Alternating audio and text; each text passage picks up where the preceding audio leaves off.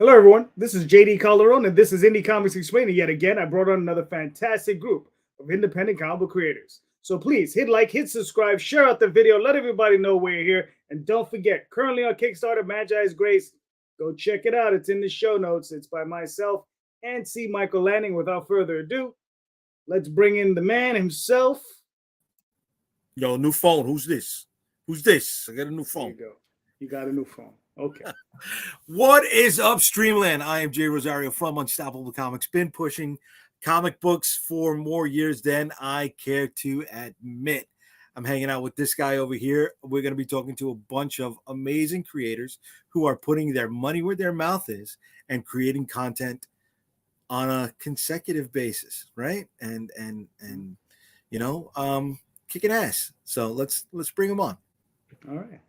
So our co-host for the day is... Hello, everybody. I am Paul Gomez 790, just about everywhere around. I haven't been in the business as long as Jay has, or either one of them. I'm actually barely going to celebrate my second year in about 1 month. So second year, 5 books, hitting the ground running. Nice.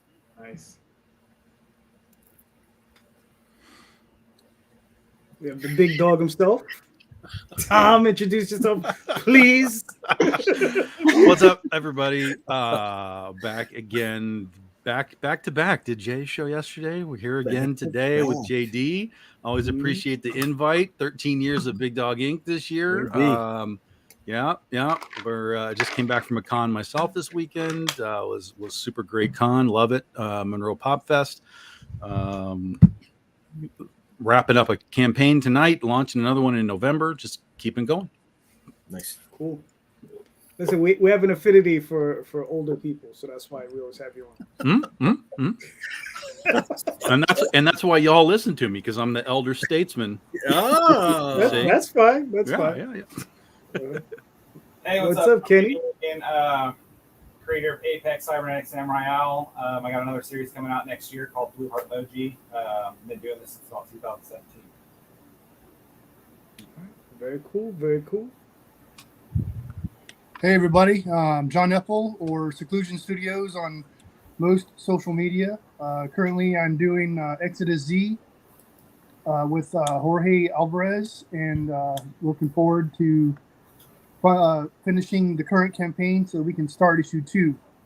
All right, cool. What's up? What's going on? I am Jay Rosario's favorite football fan, Matt Knowles. And I'm Steph Cannon. I have no witty follow-up for that. I'm a happy Niners fan, and we won again today. So, hey, there's... Oh, come on. So, Matt and Steph from Symmetry Creations, we have a Kickstarter going on right now for I Am Keto, fictional Far East, fantasy horror, think Mortal Kombat and Soul Calibur meets Mad Max. We have a few days left in the campaign, and we're super stoked to be on here, especially with this entirely cool cast of characters, except for John Epple and Jay Rosario and Paul Gomez and Kenny Aitken. Everybody else, I'm just totally glad to be here with all you guys. It's gonna be a long night. With friends like you, man, who needs enemies? I'm gonna go find my jet hat just so I don't care. Out of spite, I'm gonna go look for it. Put it on. All right, all right, guys. So we've all seen the show title, right? So let me read it off real quick.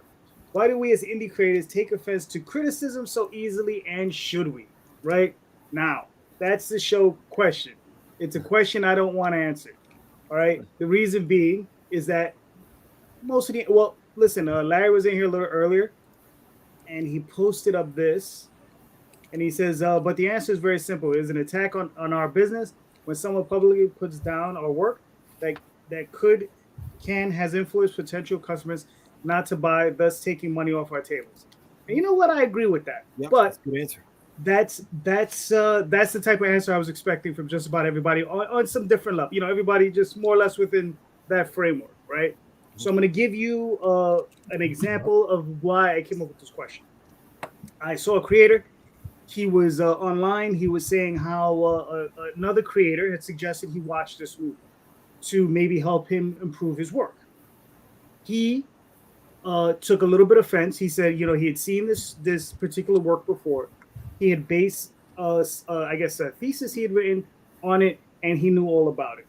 But my question to this creator is, why didn't you ask this other person what is it they saw in that work that might have helped improve your work, right? Instead of looking at it negatively, right? So my question is, have you ever had an instance where you've had a negative critique given to you that probably pissed you off, right? That you then turned around and was able to get something from it and turn that negative into a positive? Okay? And I will give you an example of my own. I'll go first just to give everybody an example. Back in the day, I sent a website, a PDF to critique of my work, right? The Oswald Chronicles was issue 1. It was my first day. I said, here, you critique this for me. They got it. They said, sure, no problem. They went ahead and critiqued a story I had running on my website instead, and they savaged it. And they said basically what it was. They said I had an info dump right at the beginning of the story, right? And that because of that, it kind of ruined the story for them, right? So I was like, okay. Now, when I first heard that, I was pissed. I was angry. I wanted to chew on a brick. I wanted to hit somebody over the head with something, blah, blah, blah, so on and so forth, went through all the emotions. Sat down, really listened to it, and I said, that story does not have an info dump at the beginning. I reread it. I was like, holy shit, it has an info dump at the beginning. I ripped out 5 pages from that story, reworked those pages, re-edited them back in, and now the story reads much cleaner because of it. You understand? Mm-hmm. So because of that criticism, they actually did me a huge service. I was pissed. I was angry because of it, right? But they did something for me. You understand? I was able to sit back, you know, eat that crow, right, and come out with something positive. So my question to you guys is, right, and Gap, is what's your experience with that? You understand? I want to know, like, what was your learnable moment, right? So Matt and Steph, you guys are up. You're in the hot seat. I think that there's a lot of different examples that we could give and I could give, but I mean, I know she's got some different answers than me, but I feel like, you know, it all matters if, did you ask for the criticism or did somebody just unannounced decide, hey, I want to come at you and I want to publicly decide to ride you. If somebody's going to go and, like, if Tom for Big Dog Inc. has something up there and I just unannounced just go onto one of his posts and I'm like, dude, you should word this thing this way. I would expect him to come and rip me because he didn't ask for that criticism. And if it's something I really wanted to give him as a friend and a fellow creator, I would do that privately. Right. Because by doing it publicly, now you've potentially started some public embarrassment for him. And there's just no need for that. We had a guy one time that wanted to review one of our issues. And we said, we were on issue 2 of a series. And he said, I said, do you want issue 1 as well or just issue 2? He's like, no, I only have time to review issue 2. I don't need issue 1. And we make sure when we do issues, like if it's issue 2, there's going to be a summary page at the beginning, you know, kind of like previously seen on, so you know what's going on. This guy reviewed issue 2 and he, like you said, he savaged it. He's like, I have no idea who these characters are at the start of this issue. I don't know why I should be caring about that. I'm like, dude, I asked you if you wanted issue 1. That's what issue 1 was for. This is the continuation. Why are you going to act that way and put an actual review out about our stuff when you didn't ask for the first part of the story? So I think it all matters, the attitude behind why somebody brings it to you. What do you think, Steph? Yeah, I agree with both what you've said and what JD has said. I definitely think I think one of my biggest pet peeves is unasked for critiques because I don't see it ever done in a way unless it's something really egregious that it needs to be done publicly or at all, because we should just, life is just too short. And it's just the nitpicking and the negativity that I see online. I mean, there's times where I'm like, if we didn't have to be on social media, I would just never, because people could just be so nasty. And I think as far as creatively, you have to know going in as a creator. In fact, we were on a panel yesterday. We just got back from Ocala Comic-Con and we did a panel about how to get into content creation. One of the things I said is you need to be prepared for the fact that not everyone's going to be very nice to you, and you're going to get negativity and you're going to get the word no. And you can't expect everybody to like your stuff, because I don't like everything I ever come across. So how do I know that, you can't expect everyone to like everything that you create, whether it's warranted or not. As far as turning it into a positive, the only thing I can say, because I write a lot of articles. I'm a film critic. I write a lot of articles, and Matt edits those for me. And a lot of the edits have been, and of course we work together in a way to where I know where you're going. I know this is good. We work together in a way that we sorry, lose my train of thought. Sorry, don't pull any punches. Yeah, no. We could say things to each other, because I edit, his stuff. That it has made me better. But as far as the people that have been jerks, and I have had some people be major jerks to me online for really, really ridiculous things. And there's no positive for that for me. You know what I learned from that, and I don't mean this to sound negative. What I learned from that is to show less and less of the things that I'm getting picked on online. So I'm like, I just won't post about that anymore, because people pick on me for that. So whatever, I mean, it's more of like a protective thing. And so maybe they taught me a lesson, and the lesson is that people can be mean sometimes, and if you don't want to get your feelings hurt, you got to share. You got to hold close the things that you love sometimes, because you're going to get picked apart. Because the things that I have been ridiculed for online is pretty ridiculous. So, I guess it toughens you up, but not in the way you want it to. Gotcha. All right, cool. Tom, what are your thoughts? I'm not sure. I'm really struggling to think back, because I mean, I've had people review my stuff, like, on podcasts and whatever over the years and so on, but I don't know that I've ever really had like a critique come out, like an actual critique. Like, there's always going to be reviews that are like, well, I didn't like what this guy did. I was like, okay, whatever, go away. I'm not interested in generalized, nonsense. If you have something specific you want to talk about, we can talk about it. But I don't think I've ever really had like a super critique where I had to be like, oh yeah, like I mucked that up. I do that myself. I can look back on a book and be like, oh, I flubbed that one. I should have fixed that panel. I should have done that. But we've definitely had, I guess, what you would call bad reviews on books. I mean, we've all had that. But just like they just said, right? Like, what's the context of it all? Did you ask for a review? Did someone just buy it in the store and go home and review it for themselves? Either way, it's sort of like, it's no different than people reviewing a movie, right? You kind of have to have a bit of a thick skin if you're going to be in the creative business. Because there's going to be people that like what you do. There's people that don't like what you do. And there's not really anything you can do about that. As far as like what Larry said earlier, that it's attack on the business, I don't know that it's an attack on the business unless it's an attack, right? Like, there's plenty of well, I didn't really like that book, and I didn't really like that book, but I like that book. But then there's the attack. Like, Tom made this giant worthless piece of crap, and I mean, that's an attack, right? And that's a completely different deal.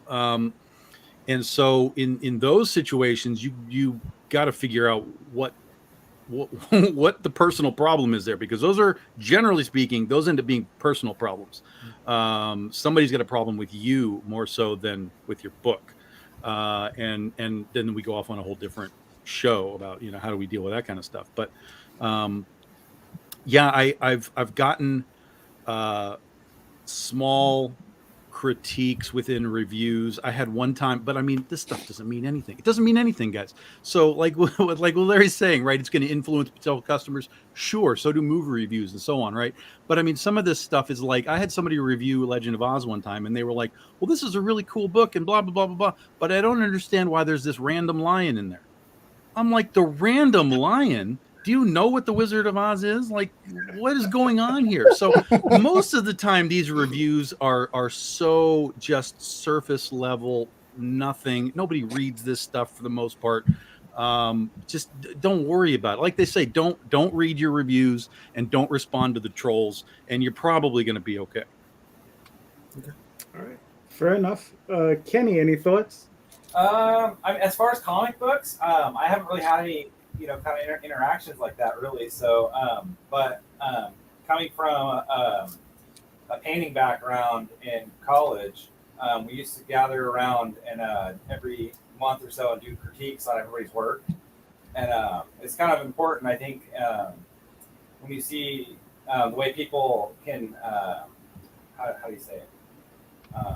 The way they behave, I guess. You kind of learn how to give good criticism, but also take criticism as well.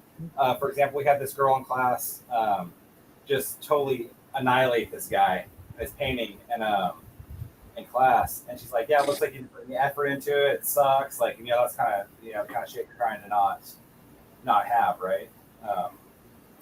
Have people be like, like, why does it suck, right? Like, give examples of why you think it sucks. But she just totally eviscerated this guy, and she learned a lesson, obviously, on how to deal with that kind of thing. But I think, as far as attacking the business thing, I think, everybody's got an opinion, right? So more often than not, you see people are more willing to post their negative shit online rather than positive things. So it's kind of one of those things I guess you kind of got to weed out, I guess. All right, fair enough. John, any thoughts? Well, one, if I think opinions are like a-holes. Everybody's got one, and most of them stink. If I didn't ask for your opinion, you're not feeding me, married to me, or paying me, I generally don't care what you have to say, especially if you haven't bought my book. There's so many people just want to run their mouth when they're online. So if they have something intelligent to say, I try to listen, whether it's something I like or not. I can't control that. But if they have something, because there's something different between a friend like Matt giving me a hard time, I expect that kind of thing. But most people online, they just want to run their mouth just because, I don't know, because they can, I guess. I don't know. If I've taken my work to shows and conventions, stuff like that, to get a critique, then I expect someone to give me their honest opinion. But there's still a difference between your honest opinion and just being, I can't use that kind of vocabulary, but being a jerk, put it that way. So, no, I've been in the military for a long time, so sentence enhancers come second nature to me, and I'm trying to at least look professional. Okay, it's okay. You can use them here. We don't have a problem with it. I use it all the fucking time, bro. Well, that's Exactly. is the way I see it. If you're not feeding, fucking, or paying me, I generally don't care what you have to say, unless it's something intelligent. Right. Okay. That's fair. Paul, any thoughts? Man, I don't know. I don't know if anyone has the same opinion that I do. I honestly think that, any press is good press. So, even if you're getting a little bit of negative opinion about your stuff, then at least you're getting it out there and you're getting heard and talked about. Now, that's not to say, the straightforward bad stuff is going to not affect you, but you have to have thick skin. I do think a lot of creators out there are kind of soft whenever it comes to this stuff. If you're going to be in the entertainment industry, you're going to put stuff out there that people are going to see. And if everybody can see it, then everybody's got a right to have an opinion. My first book, you're talking about personal experiences. My first book, I had so many people tell me that this is not the kind of stuff that comic books should be made for. This is not a way that a comic book should be. So it's like out of the gate, I had a lot of these people, even editors in the industry, told me this is not a comic book type of story. So it's like I had a lot of people come at me that way. But one of the first things I did whenever I decided to make a comic book seriously was I got the hardest editor out there that I could find. I didn't want somebody who was going to just, hey, I'm going to fix the writing on it and there you go. No, I wanted somebody to tear me apart, tear my work apart, because I wanted it to be the best that I could. So I wanted to get everything out of the way with this editor. And they did. So whenever I did put my book out there, and a lot of people, like I said it wasn't an escapism type book. It wasn't fluffy and happy-go-lucky kind of book, and it wasn't, one of these kind of comic books. So I got a lot of critique out there, but to me, whenever somebody came to me and said something bad, I was like, oh, you read my book? What did you think of the writing? I mean, not the exact story per se, but the writing. I mean, how did you think that it came together? You can critique my stuff all day long. If you're giving me something to work with, I'll take it if it's good or bad. I'll use it all for positive. Good. That's fair. Listen, I've had people come to me and tell me, I didn't like your story because it made me sad. And I sat back and I was like, yes, that's exactly what I wanted. Yeah. For me, that was a positive. But yeah. But Jay, you're up. Yeah, man. I will say it right here out loud. Ain't it cool news ripped the shit out of me in the early 2000s. At least they paid attention to you. They don't even look at me. I was not seasoned at all. I was just starting to do full-scale comics from the ash cans that I used to do. And, I mean, lit me the fuck up, plain and simple. Said my stuff was very generic. Said it was very 90s. Funny enough, 90s is starting to come back. This was the early 2000s. Said it looked like Image. I'm like, these are things I was going for because this is where I was coming out of. So, okay, I did something right. I achieved something. But the generic thing stuck with me. And I hadn't revealed the name of the lead character yet. So I was like, generic. So I played with it, right? And I took the positive out of the negative, and the character's name became Eric Jenner, right? Just a play off of generic, right? But always remind me that no matter what is said about my product, it's on my shoulders to find something, a lesson, a positive, right? How do I take it? How do I apply it to move myself forward? Since then, I am not one of those people out there. Will you please review my book? I'm not going out there like Oliver Twist. Now, if you want to review my book and you want to tear it up, say whatever you want to do, okay, cool, because I got you 2 bits. So as long as I got you 2 bits, I don't care. Will it damage me? I don't know. It depends on how many bad reviews there are, right? But then on, again, my shoulders to do better with the next one that comes out. But as long as you can take a lesson from it, learn something from it, like Paul said, put a positive spin on it in some way, okay. Yeah, man, it's a win. All right, cool. All right. They were just giving you shit because you were a Jets fan. That's true. That is true. Yes. Those poor Jets. All right. Yeah. Jay, So again, just to kind of sum all that up, I think there's a difference between people just kind of reviewing stuff, and we can't really do anything about that, and then people literally like attacking you for what you did, and that's a wild difference. And in my experience, generally, if you're being attacked for something, that goes back to a personal reason and nothing really to do with what you're making. Unless they like, I mean, for me, right? I write this book, Penny for Your Soul. I was fully prepared for people to just come out of the woodwork and scream at me about, using Jesus and these characters in this way. And it has yet to happen in 13 years. In fact, the exact opposite has happened. I've had, ministers come and see me at Comic-Con, and they've read the book and they want to talk to me about it because they're like, you read the Bible, right? And I'm like, well, yeah, that's sort of my source material. So, putting into what I do. And they were like super excited to talk to me about it. So like the exact opposite happened. So you never know what you're going to get, but just kind of let the reviews and stuff roll off your back and just keep creating.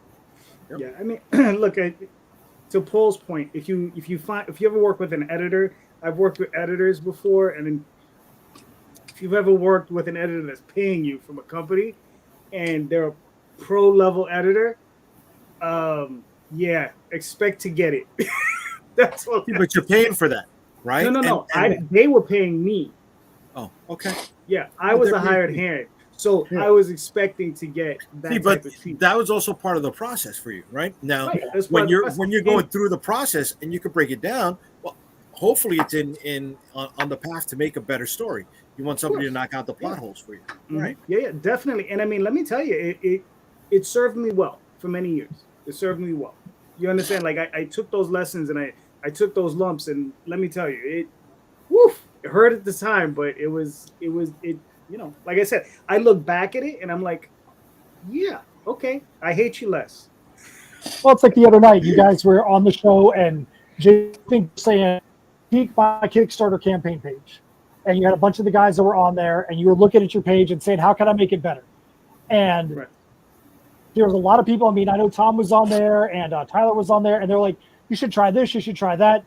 But you put out your page to be critiqued, and you're like, hey, I want this. Now, if Tom would have been like, JD, I think you need to move this here, and the reason why you put it there in the first place is because you're a dumb oaf piece of crap, that's where you'd be like, whoa, dude, that's where some of the stuff happens online, where you're like, where is this personal attack? Nobody needs to go to the level of, well, JD wrote this because, and that's where the problem comes in. I'll take constructive criticism all day long because I know I'm a better creator and a better writer now from the positive, the positive constructive criticism. I don't mean that like, hey, you're a nice guy. I mean like constructive criticism that was designed. Hey, I know what you're looking for. I know what you're trying to do, but to get there, you need to shorten this up. You know, there's even times we'd be at the booth and stuff's like, I don't know if you realize, but you might say X a little too long, or you might speak too fast at the booth. You might want to slow it down. She's not saying it in front of the customer to be like, whoa, slow your talking down with this person, because then we both look like dotes. She waits until, until the person's gone, hey, you were a little bit fast with that guy. So you might just want to slow it down because I know that her intention is so that I can make sure I'm presenting myself the right way.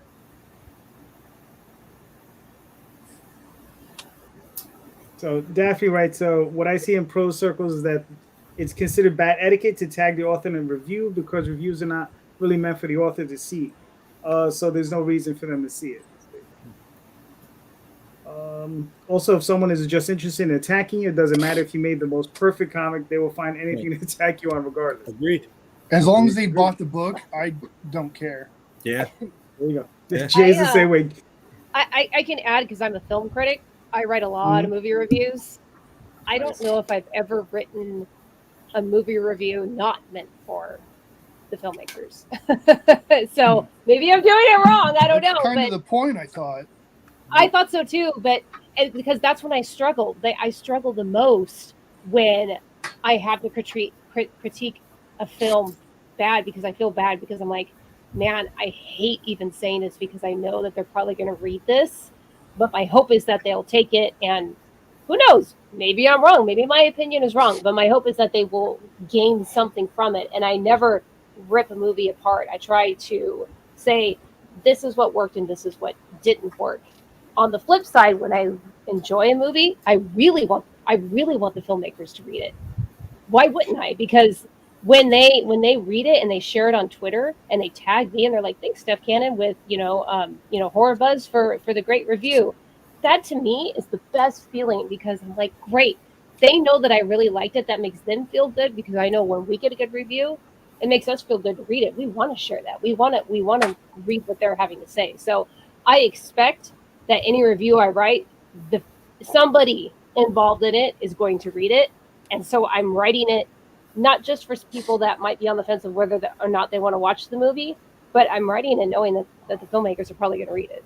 And I'll add a little quick thing onto that too. Steph's done over 80 reviews for these different sites. Most of the movies have been ones that she's liked, but there's been a couple that have been just straight dogs. I review a lot of indie movies. There's been a couple that were straight dogs, and she'll be like, okay, I'm doing a review on X movie, and this movie is not good. I don't know what the hell's going on in this thing. It's bad. And but then she'll be like, I had to be really tough in this review, and she'll send it to me to edit, and I'm like, you might think that you were rough in that, but you weren't at all. You made sure you found and you dug and found the things that were a positive, because there's no such thing as something that is 100% all yeah horrible. I try to find the positive. Tries to find something that's horrible. Like, dude, you did a good job of finding those little things, and then also putting some, sandwich it in. Here's a positive, and then a negative, but then end with a positive as well. So you're being real with the people that are writing there, because if all she did was be like, this movie is great. This movie is awesome. Then the next person's going to read that review and be like,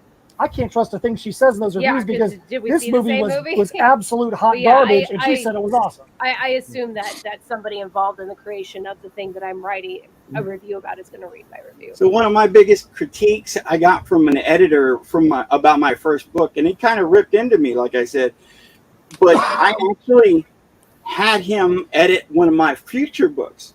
So even though he gave me a bad review, even though he told me, you know, this is bad, this is bad, this is bad, I took it as a learning experience and moved forward and actually used everything he had, because I actually had him on a book to help teach me what I missed. Right. So, I mean, reviews, whether they're good or bad, can help a person if they're using them in the right way. Of course, if they're good, a lot of people just take them to their head. But if you look into just about every review, you can utilize it one way or another. And I've had bad reviews from people in the industry. Again, I'm only 2 years into it, that are a lot bigger than me. And I said, hey, this person read my book. Whether they said it was good or bad, this person read it. So, like I said, just about everything you can use in a positive way if you can find the right way to do it. All right, so let me read this, and I'm going to pass it on to Jay. They attack as they view you as competition. Think about it. They can run you off one less book on the table to choose from. All right, so Jay, you're up. What you got? Okay. So to counter that, or to touch on a little bit of what Tom said earlier, with us being our own worst critics, right? Sometimes that could be a negative thing as well. To counter that, do you think you need to have an ego to be a comic book creator? And not an ego so far as to say my shit doesn't stink, or, you know, these creators are beneath me, but an ego that makes you strong enough to believe I can run with these dogs. Fair enough. Tom, you're up. No, you don't need an ego. Ego gets in the way. Okay. Because ego is the easiest thing to warp into something that's bad. What you need, this is very important, okay, is confidence in what you're doing. Okay. You have to believe that what you're doing is not necessarily what Marvel would publish, right? It doesn't have to be the upper echelon of what you're doing, but you have to be able to write your book, produce your book, sell your book at a con or a website or whatever. And you have to have the confidence that you have done the best of your ability for your writing. You've found the best possible artist that you could get, the best possible colorist that you could get. You've produced the best possible book that you can produce. Whether you think you can do better later or not, that's a different discussion. But at that moment in time where you are, you have to have confidence in what it is that you produced, so that you can then hand it off to somebody at a con and say, I make this book. I think you should check it out. I think you'll like it. Here's why, blah, blah, blah, blah, blah. The ego side, you got to put that in the back seat, and confidence is the thing that'll put it in the back seat. Because you don't need the ego coming out and being this carnival barker mentality of look how great I am, right? That's not the point. Confidence is not look how great I am. Confidence is I made a cool thing that I think you'll like, and being able to talk to someone about it, whether you're online or at a con or whatever. So the ego I think has value. Like I've talked about the chip that I got when the 6 publishers were like, F off, dude. So that damaged the ego 100%, because I got not even a no. I just got fuck off. And so the chip is my ego, right? And it's always there. And it's always there and I use it to sort of drive me forward. Like, hey, remember that? Keep going. Because as they say, the best revenge is success, right? Mm-hmm. So the longer you keep going, the better you'll get, hopefully, anyway. And the more confidence you'll gain in your abilities and in the abilities of your team. And the more confidence you have in that, you produce a better product. The people you're selling it to notice the product is getting better and better and better. They have confidence then back into you, because they know, oh, I've read Tom's stuff before. I'm going to go get Tom's new book because I like what he's done previously. And the confidence bubble is where you want to be. Okay. Fair enough. Kenny, what are your thoughts? I think I agree with pretty much everything he just said. There's just kind of there's a fine line between confidence and ego. I think people tend to mix those two things Yes, up. there is. So it's pretty easy to step over that line. Probably, I mean, I do it, from time to time in various different activities in my life. So, yeah, I mean, I don't think I really have much more to add to it than that. Okay, that's fair. That's fair. John, I agree with what Tom said. You should have self-confidence. But at the same time, though, you do need to put your ego in the back seat, because I've had times where I've worked with other people on things, and they're going to look at the project from a different perspective. So just because you happen to think you're shit hot doesn't mean that you are. When you're working with other people, you need to understand that, and you need to be able to communicate with the other people to try to make the best product you can. I had something I worked on with Matt and Steph, and they were the writers. They did the editing and all that stuff. They told me what to draw. I drew it. If there's any things that need to get tweaked, I appreciated the input, and then finished talking trash with them later. And no feelings were hurt. John, I'm going to steal that phrase from you, because I think I'm going to be shit hot. So that's I'm gonna start putting it on a shirt, bro. We'll pay you royalties for that. Yeah, make sure send me one. there you go. Matt, Steph, what are you thinking? So first thing I want to say is, Jay, I did this on purpose. I had to put my jersey on because I wore this last week in the Finns one, and I saw you. I said, as soon as we get on the show, I'm going to change into my jersey partway in, just because I know it's going to bust on Jay. That's the guy. I saw as soon as you realized what I did, you were going to be like, that son of a bitch. That son of a bitch. It worked. It worked, buddy. It worked. You want to take this one first? I agree too with what everybody has said about there's a fine line between ego and confidence. I will say, just in life in general and in the creative world and the indie comics world, somebody with too big of an ego is probably the biggest turnoff for me, and I will actually stop supporting them at a point if it gets too big. We all have our moments where yeah, I'm the same way. If it becomes a habit, if it becomes something that I see as a pattern with them, then I don't want to support them. I don't want to buy, because they can't get out of their own way. They can't get out of, and usually the things that they are boasting about are inflated, or they might even contradict themselves in their own posts. And that's where I take issue. I like confidence, though, because if you don't believe in your own book, if you don't believe in your own project, then what makes you think that I'm going to believe in it enough to want to buy it? So it's a careful fine line, but I think Tom said it perfectly. You just say, I think that I've crafted a really well-written story that I think you're going to like. We've adopted the phrase, we think that everyone is going to find something that they're going to enjoy in what we write. That's not being arrogant. That's just saying that we feel like we've taken the time and the effort to produce something that anybody can enjoy.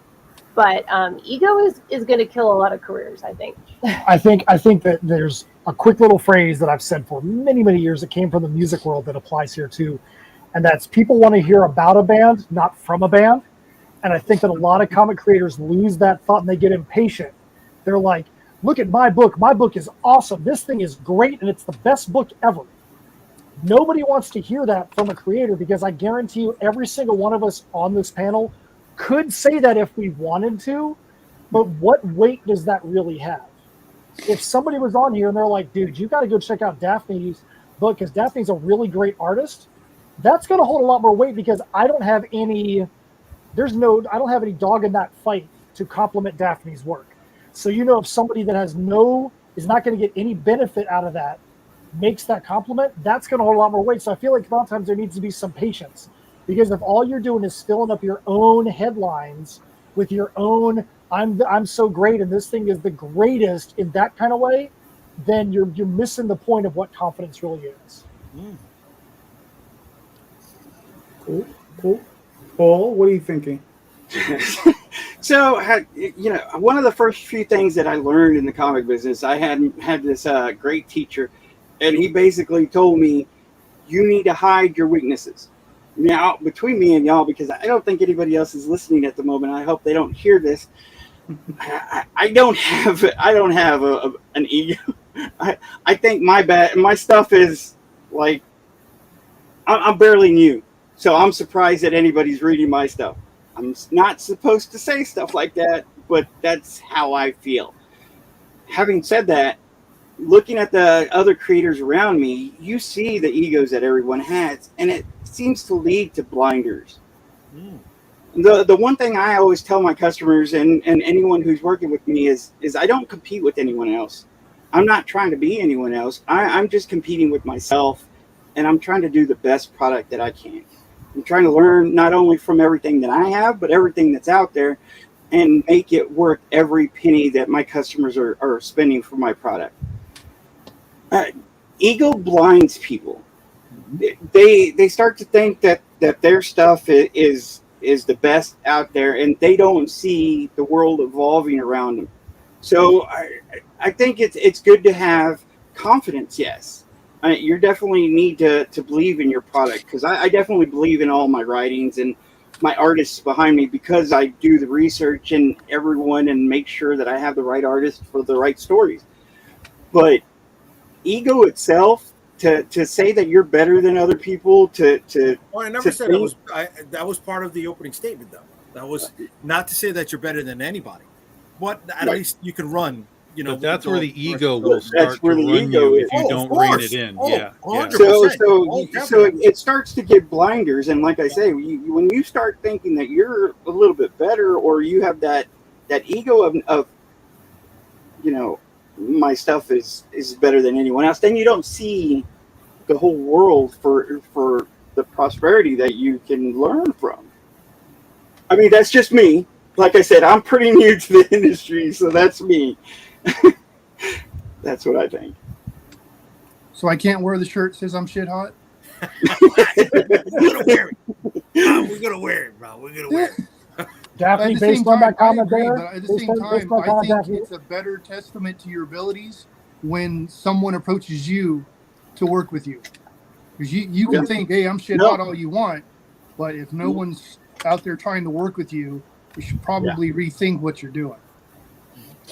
And Daphne, I see the comments on there. Daphne, I take back everything I just said about you. You're totally average and normal. Just right there in the middle. I take it all back. Oh man, we're gonna get kicked off this show. I'm not gonna kick you guys off the show. Where do you feel, Calderon? It's funny. I'm just all about the ego. That's it. I'm the best, and sorry. I mean, the rest of y'all are just here as no, I'm only joking. Look, you have to have faith in your own work. That's the one thing that you have to have faith in yourself. And it goes to what Paul said, is like, I'm not in competition with anybody here. I'm not with listen, I'm never going to be Alan Moore. I'm never going to be Neil Gaiman, but I don't want to be those guys. You understand? Because I'm never going to be better than them. You understand? I can only be better than myself. I can only be better than Jose from yesterday. You can be better than Jay. Slow it down, Tom. Well, I try not to talk about it. I feel bad for the guy. That's all I'm saying. Feelings mutual, baby. I feel bad for the guy. It was like, I've seen him walk. He limps a little bit funny, and it's just like, I just feel bad. Anyway, I want to be stuntman when I was younger. I told you this. Yeah, I know. You took a lot of hits to the head. But it's yeah. I mean, look, it's a thing of always trying to move forward and correct yourself as much as you can. You understand? That's why I said the thing about the editors. Sometimes it is good to work with a really strong editor, which is hard to find. You understand? I fortunately have a friend who I consider a mentor, who just really doesn't have a problem chewing me up and spitting me back out. You're welcome. In the literary world, I mean, like literally, like, he'll take my work, he'll be like, you're an idiot. Here you go, thanks. And I'll get back my manuscripts, and there's like blood all over. There's just red all over. I love the red. They're a true friend if they're that honest with you. Yeah. No, yes. And let me tell you, man. I mean, I this is my brother from another mother. I appreciate this guy like you wouldn't believe. I like what you said. I mean, I think that was really on the ball. Is you can only be better than yourself, and that should be your goal. That's your that's where the confidence comes from. Is this issue's better than the last one? This issue's better than that one. And as you put out 10, 20, 30 issues, you can watch your progression of getting better and better in what you do. That is the competition. Forget me competing with Paul or Matt. It's I have to compete with myself, because if I'm not, then what I'm doing just becomes stagnant. And I'm not doing myself a favor. I'm not doing my fans a favor. So you got to keep challenging yourself and pushing yourself. That's great. Yeah, definitely. Mr. Rosario, answer your own question, sir.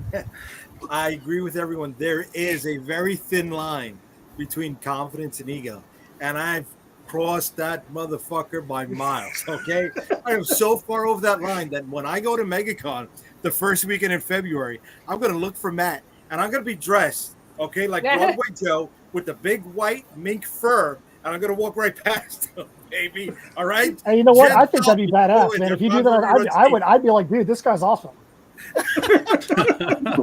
I'm like he went back to the last time the Jets were relevant for a cosplay contest. Oh damn!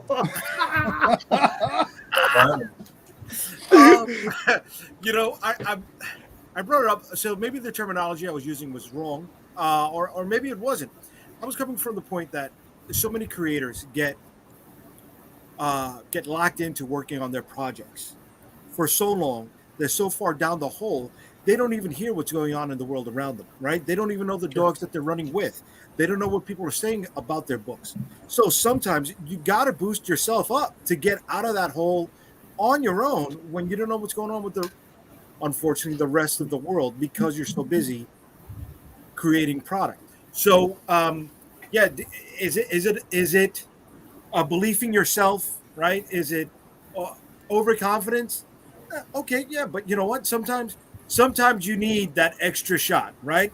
Ego, I feel, is like a Red Bull for confidence, and sometimes that little bit will get you over the hump of those hard things those bigger challenges that sometimes you don't think you can overcome on your own. But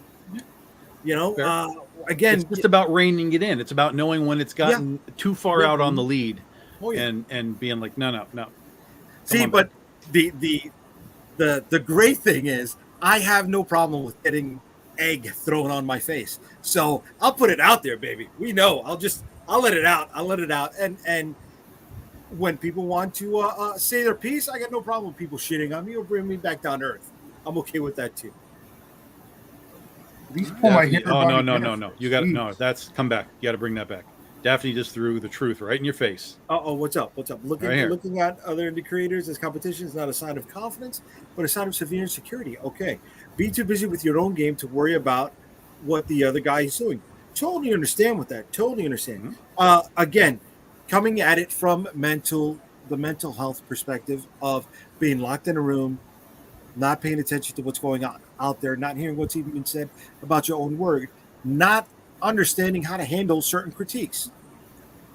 Nothing more than a little shot in the arm to help you overcome certain challenges that maybe you can't do on your own because you don't have those outside connections to help you get over it. That's all. That's true. And just remember, early in life, right? I don't know about you guys, but some of us had these early challenges. And those early challenges came up in different ways. And some of them were in video games. It's a better segue than me. From the school of transitions. I mean, 101 right there. Jeez. I love that. Good grief. Once in a while. Tom, what do we got? Better than last night's transitions that we had, for sure. 100%. Guys, this is our little mini story here, Video Games Day. We've been doing a thing called the BDI 365 initiative, which is taking strange little fun days off the calendar. Like yesterday, in fact, was Batman Day, right? And there's all kinds of crazy days on the calendar. We've done Alien Abduction Day, Pillow Fight Day, Video Games Day, Goth Day, Princess Day, all kinds of stuff. But when we started, we were doing these things as just some variant covers, but now we do them as little mini stories, short stories. So this is a nice little throwback to the days of old, the old video arcades So it has a short story with all of our characters pulled out of their normal habitats. As you can see, there's Catnip from Goth Day, but she's in her summer camp attire. So we send them all to summer camp for a few issues and just have a little fun with it. So in this particular case, they're playing video games in the cabin, and I kind of am asking them like, you got this, you got that? Nope, nope, nope. And it was time for a road trip. So we pack them all up, put them in the family truckster, and take them off to the video game arcade, and just kind of have a little throwback nostalgia for the days of old. So there's Jason Hay here and Chris Chua doing the interiors. Always great. They've done all of our camp crossover stuff. Like I said, this is just a really little fun campaign. There's only 4 covers. The primary one is right here, the logo cover with by Keith Garvey, and then there's 3 others that are just our big connecting set, like we did for Pillow Fight Day. Brian Peterson and Elenia DiNapoli did the big video game set, and that's it. Those are the new covers. I mean, this is a really simple little campaign. There are, of course, holofoils and some special editions that you can get if you like the fancy stuff. But we're almost sold out of the original Keith Garvey logo cover. There's only like 20 left. So they're almost gone. Here is the patch version. So our Jungle Girl is playing Jungle Hunt instead of playing Centipede. We did a little patch edition there. And then again, there's a holofoil edition and holofoil editions for the multiplayer set. Super simple. Very, very easy. Tom, did you run a short campaign on this one? I feel like this thing just launched. Was this a really short time frame campaign? You glitched out on me. I didn't hear that. I said, did you run a very short campaign on this one? Was it a short time frame? Yeah, we launched this last Tuesday night. So this has only been 5 days. Yeah. We do very short campaigns with these things because there's not a ton of books to buy. A good portion of the books are just some of the back issues that we have. Like there's some of our remaining Alien Abduction Days, some of our Princesses versus Zombies, Goth Day, etc. So it's a very, very compact, simple, focused campaign. Again, it's just a little fun thing that we do in between our big ones. We just did our BD 13-year anthology book in July. And we are doing Princesses versus Zombies in November. So this was just a little in-between campaign to have a little fun. These camp crossover things we've been doing since 2021. So our fans seem to like them. A little bit of, Meatballs summer camp parody type of thing from back in the 80s. And we can kind of do anything we want with them, So that's kind of half the fun of taking all these characters out of their existing, universes and worlds and just kind of throwing them all together into a new sandbox. Well, you got so 3 we got hours 3 left. hours. Yeah, 3 hours and 3 hours and 19 minutes to be exact. Yep, we'll wrap it up tonight. Nice. You had 104 backers. You well past your goal, so you're good. You're good. Very nice. Cool. I don't think my next transition will be as good as that one, but He had yours primed. Oh. well, no, you kind of set me up, Jay. So I appreciate that. Oh, I'm glad. See, we're trying to work together. I like that. There you go. See, I give credit where credit is due sometimes. I'll take it, baby. There you go. All right. Mr. Kenny. What's up? All right, Apex.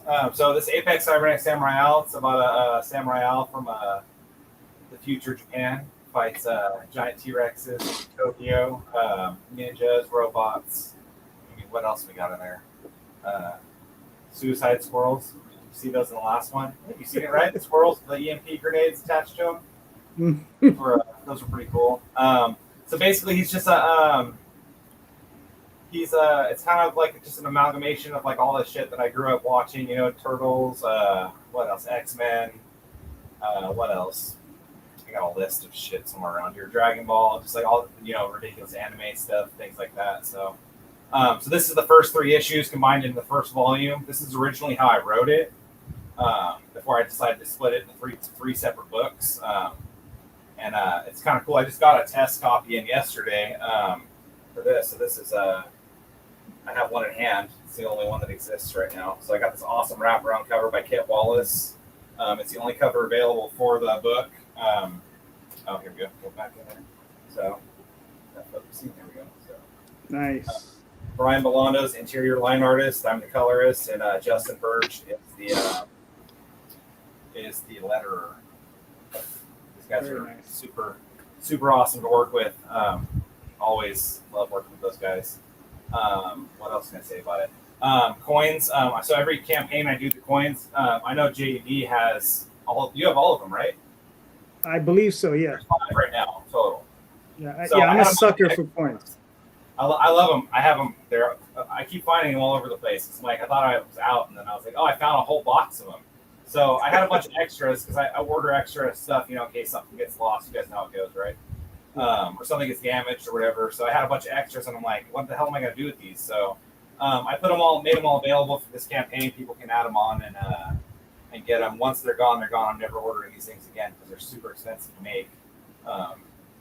So I just thought it'd be a fun thing for people that, I always get people asking me, can I get one of those coins? I'm like, I don't know. I'm not selling them outside Kickstarter. So that was just kind of the solution I came up with for that. And then I'm putting a bunch of extra shit in the back of the book. So all of the, I got like sketchbooks full of like character designs from years ago that I based a lot of this stuff on. Pages that Brian, sketch pages that he did of different panels and shit like that. Character sheets. These are some character sheets we did together. Page layouts, that kind of stuff. What else? All the covers for the first 3 books. There's all kinds of covers that we're gonna put in there. And then script stuff, just stuff in the script and things like that. So. Ooh. Yeah, I was having a little slow time getting book 6 done, so I was like, I better get volume 1 out first, and then we'll get book 6 out next year. So Nice. So how many pages is this one going to be? it's about 116 right now. I might add more. I'm still scanning all of my extra stuff, and I just keep finding more stuff to put in there. So I mean, it might end up being bigger than that. All right, cool. And it looks like you did a short campaign for this as well, right? Yeah, I always do them for 21 days. I've never done one for longer than that. So Gotcha. yeah, I want to try doing a 2-week campaign and just see what happens at some point. I don't know how that would go, but this one was kind of strange because we don't really get that like middle like lull like you usually get. It's been like kind of steady the entire time, and with the end part, it's been like normal. In the beginning part was cool, but I mean, I had a pretty steady amount of backers. I don't think I had one day where I didn't have a backer or 2. So right. All right, cool. Well, I mean, you've more than exceeded your goal. I mean, you got 69 backers. You got 43 hours to go. So go. Don't wait. Just like Tom's book. Don't wait. Go get it. Yeah. Very nice. Very nice. Cool. Let's see. Okay. I guess that. This is where you need to insert the Jeopardy. Yeah, I know. Okay, Worst buddy. segue Okay. ever. Oh, that looks familiar. Seriously. There we go. There we go. John, so what are we looking at? This beautiful book here is something that my buddy Jorge Alvarez did. He approached me with the script. Is pretty much we're trying to show what could possibly happen if zombies invade heaven. I do have an incredibly inappropriate sense of humor, so I've hidden things all throughout the book, whether it's cameos from different people or scenes or whatever. He was pretty gracious in letting me get away with as much as he did. And I still don't think he found everything I hid in there. We have, I want to say, 24 pages, I think it is, for the first issue. This was the second campaign. We did the first one on Kickstarter, and then went with Indiegogo just to try to broaden our audience a little bit more. We have a supplemental story that's coming out in, I want to say, Tales of the Collective. It's a 6-page story that's a supplemental for this that is colored, and we're getting, I think, the last page within the next day or two. So that's all done as well. That should be coming out within the next couple of months, I believe it is. And then he was telling me we're going to start issue 2 within the next couple of weeks. Nice. Yeah. And you said this is going to be what? How many issues in the series? I believe there's at least 3 that we've planned on, and I think we're going to kind of see how people feel after that on what we're going to do. Because I think there's still ammunition here that we can use to continue the story. Because this one is going to be in heaven, and then there's going to be some stuff on Earth, I believe, is what might be in issue 2, and then 3, I think, is going to be in hell. He knows more about that than I do, because this is essentially his book. I just created what everybody looks like, and Jorge tells me what to draw. Nice. But given the subject matter, I definitely enjoyed myself probably a little too much drawing this. Sometimes I'm like, how the hell am I going to pull this off? And other ones I'm like, let's see what he says about this. Very nice. Well, you guys met your goal, and I mean, Indiegogo is a tough nut, so you know. Yeah, I'm not personally a fan because how much they like to shadow ban people, but we were trying this so that we can try to just mainly broaden our audience a little bit more. Listen, I mean, no, I'm sorry. Continue. I was on a show last night and found out that about midnight our time that we funded. So anything we get now is just gonna be icing on the cake. Monday night at like 3. So I guess Tuesday morning at like 3 a.m. I think it is when the campaign is done. But he said he's going to try to extend it. I forgot the terminology right now, but he's going to try to extend it for anyone that is interested. But I know for sure Monday night at like 3 a.m. is the end of it, or Tuesday morning at 3 a.m. Sorry, because we have the cover. It's on the left is the one that I did, and then I believe the purple one is the Indiegogo exclusive cover. Cool. Very nice.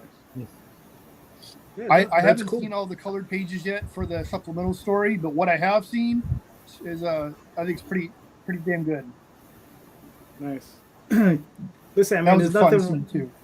Yeah, there's nothing wrong with trying to make a few extra bucks. Oh yeah. Oh, I'm all about that. Anything to avoid getting a real job. Bravo. Yes. I got one of those, and yes, keep doing what you're doing, sir. Yeah. All right, very nice, man. It was awesome. I mean, we got. I guess maybe when the second issue comes out, we can bring Jorge on, and we can. You know. That'd be well, I was as soon as I was done talking with you, I was telling him all about it, making sure we're on the same page, and I guess he'll add in the chat if I forgot anything. But I think I covered everything. All right, cool. Well, you got 32 hours left. You have 27 backers. You already made you funded, right? So you guys are good. I mean, this is awesome. You know, feel free to buy as many copies as you want. Yes. Nice. Yes, buy as many copies as you want. You know, very cool. All right. Okay, we got one more coming.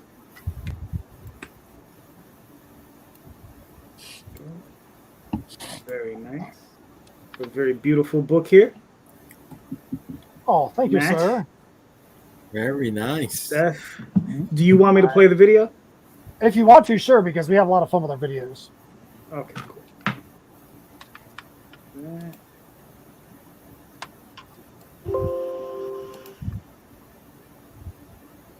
Hey everyone, this is Matt and Steph from Symmetry Creations. We're here to tell you about our brand new fantasy horror epic, I Am Keto. This one-shot graphic novel expands the areas of the Sealed Door universe by focusing on Keto, his time before being called to a coma. It takes place in the fictional Far East Yamaran Empire and explores its tragic demise.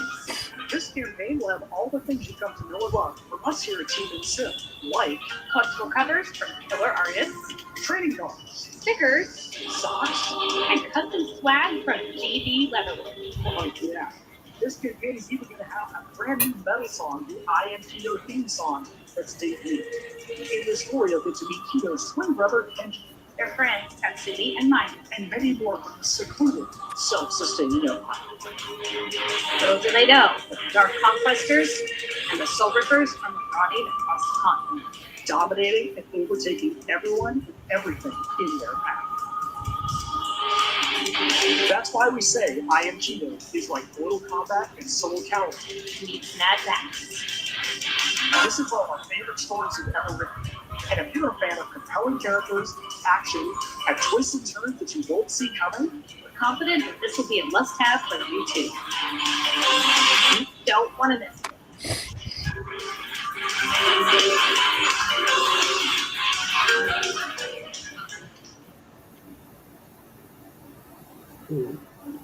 Well, I feel it's pretty much done everything. I know, they were pretty cool.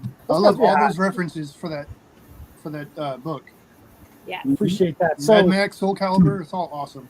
so one of the things about that is all the music in the background is music that I played. That's the theme song, Spiral into Madness. There's a lyric video that's actually in the campaign as well. One of the stretch goals that we're $270 something away from is called Music to My Ears, which is, we know a lot of people aren't into the extreme style of metal that we're into. So there's an orchestral version of that where we stripped out all of the drums, guitars, bass, vocals. It's just the keyboards, violins, orchestras, choirs. And so it's just that. So if somebody wants to get the vibe of what the theme song is without having all the metal elements, you've got that. That's going to be something that, if we get to that stretch goal of 5,000, we'll be able to get you that as well. We are super stoked about this campaign, super stoked about the story.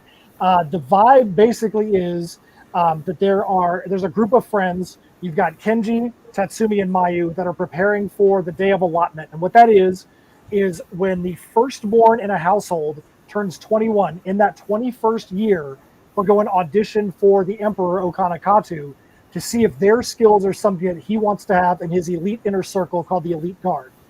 Every family only gets one chance at this, and if you get selected, then you get your entire family gets raised up into that next group. So Kido, who is obviously the title character, is Kenji's twin brother. He's born minutes after him. So his entire life, he's basically 3 minutes away from being a quote-unquote chosen one.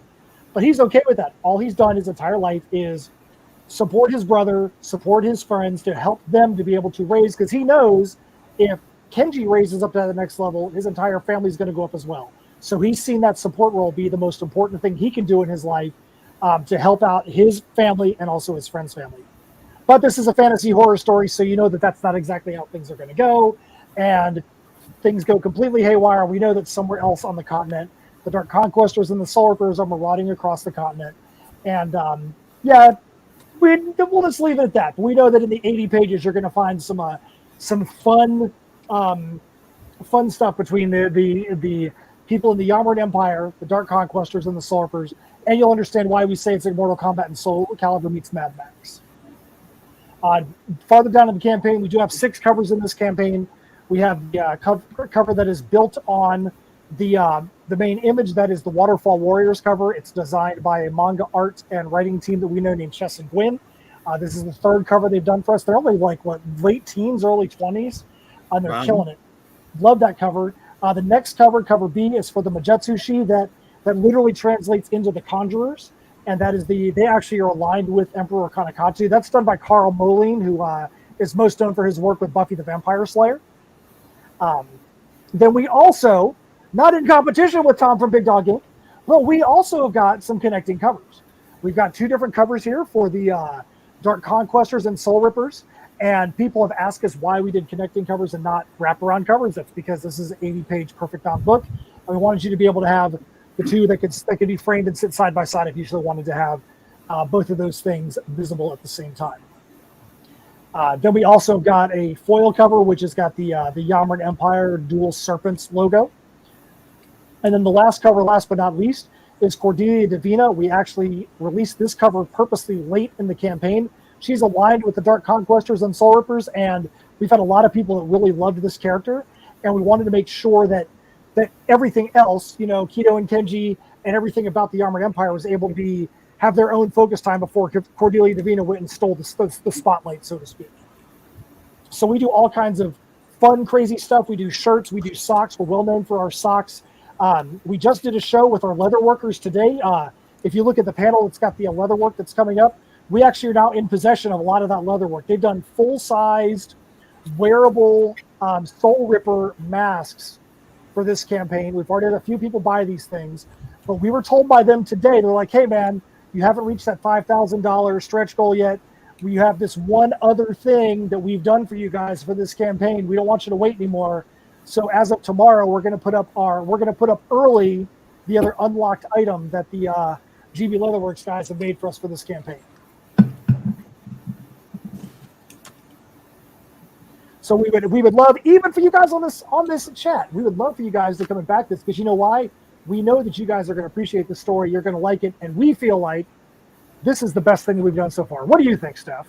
Yeah, I would say that. I think it's a beautiful campaign. It's a great story. One of the things that I really like about this story is there's not the typical drama and cattiness between characters that I get tired of seeing with a lot of these types of stories where you're dealing with siblings and close friends that are male and female. There's none of that. We don't want to tell that kind of story. There's plenty of those stories out there. This is about a group of people who come from a very small, tight-knit community, who want to support each other, who all want the best for one another, and have to band together when straits get pretty dire. Yeah, that doesn't mean that there's not struggles, and that doesn't mean that there's not. Yeah, it's not all puppies and rainbows. Yeah, for sure. It's yeah, fantasy horror, but there's so it's there's definitely when circumstances happen, you might see people's true colors, but it's definitely not people being jerks just for the sake of being jerks. If somebody feels like they've been wronged, they might lash out, but it's definitely not just somebody being a jerk because they want to stab somebody in the back for the traumatic purposes of it. All right, cool. Very nice. Now, this is what is it? Well, this is a one shot, right, of the bigger series. So, I mean, are you guys planning on doing more of these? So for this, we want to make sure people understand that for Keto's story in the Yamaran Empire, this is going to tell his story. It does attach to Heirs of Isildur because Keto is a character in that story.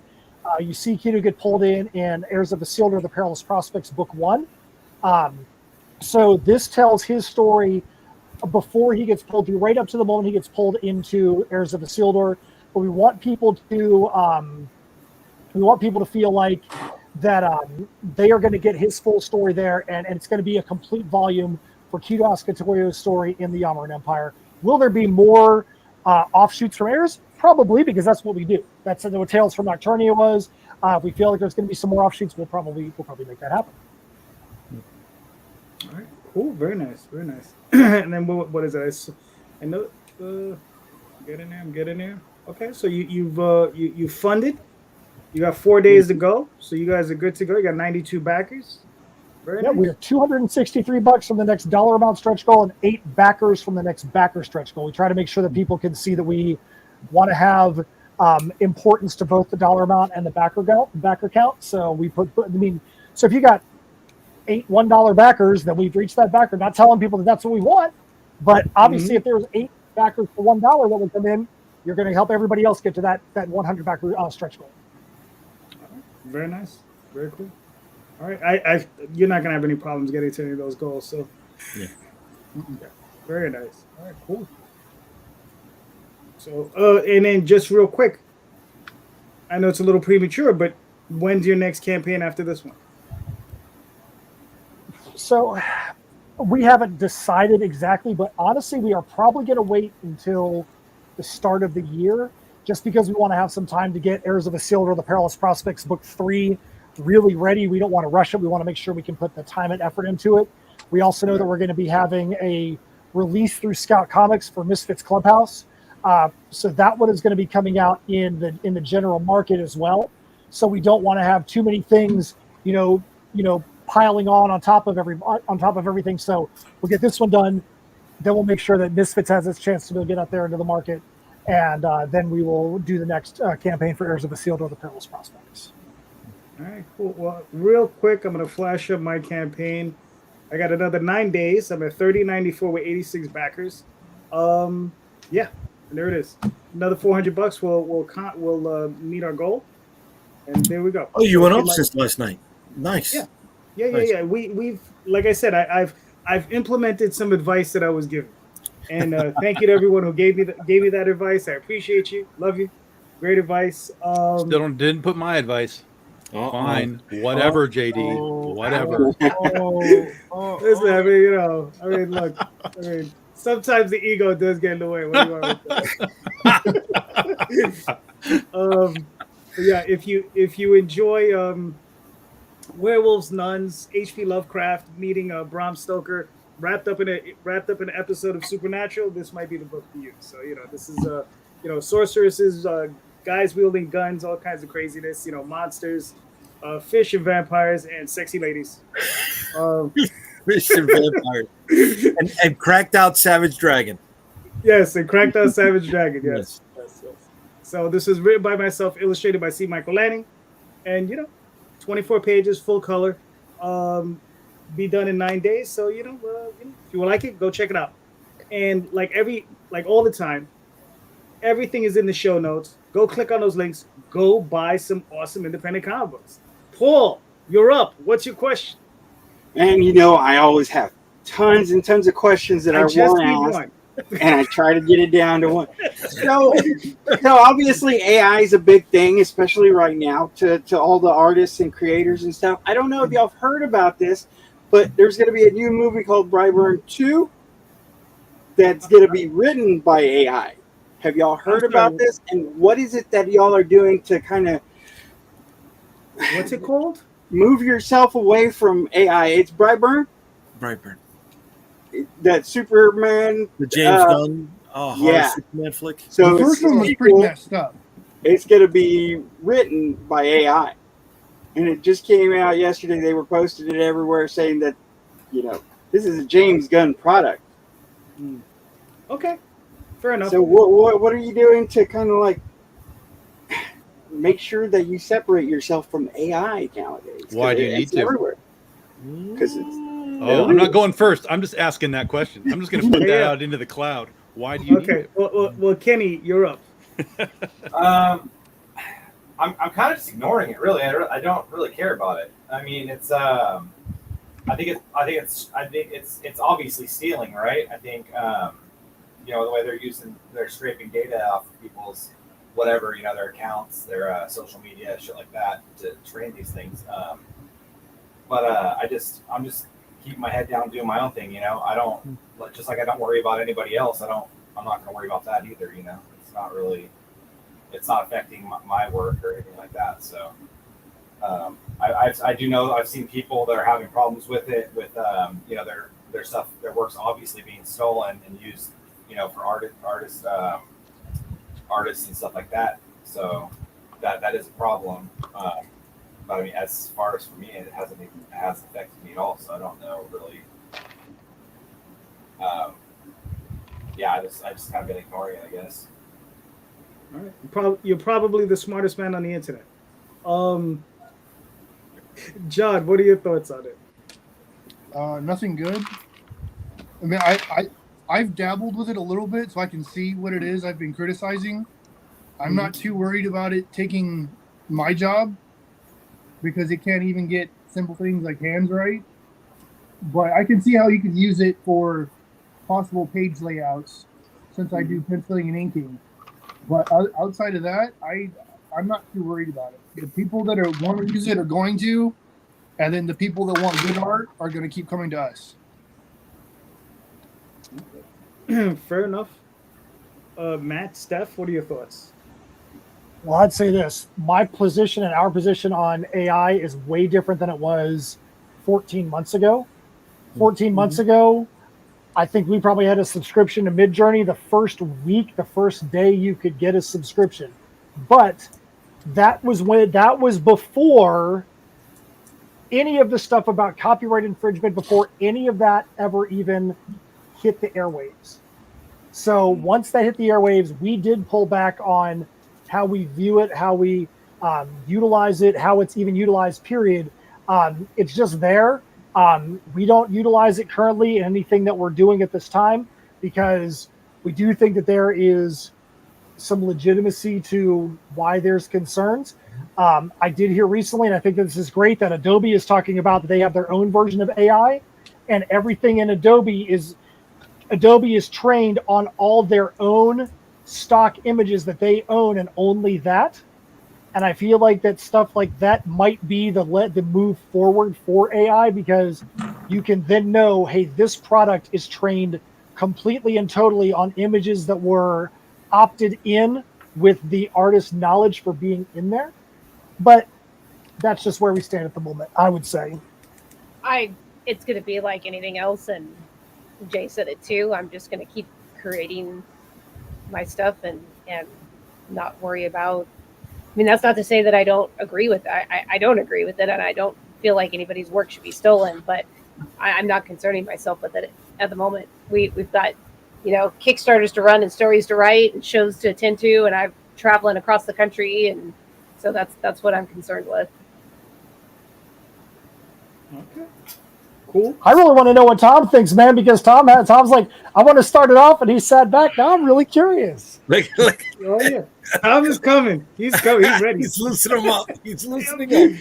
Go for it. So Tom. this honestly, this needs to be a show at some point. We can't do all this, 20 minutes or whatever. But there's a number of realities that people have to understand with AI right now. The primary one is it is not ever going away.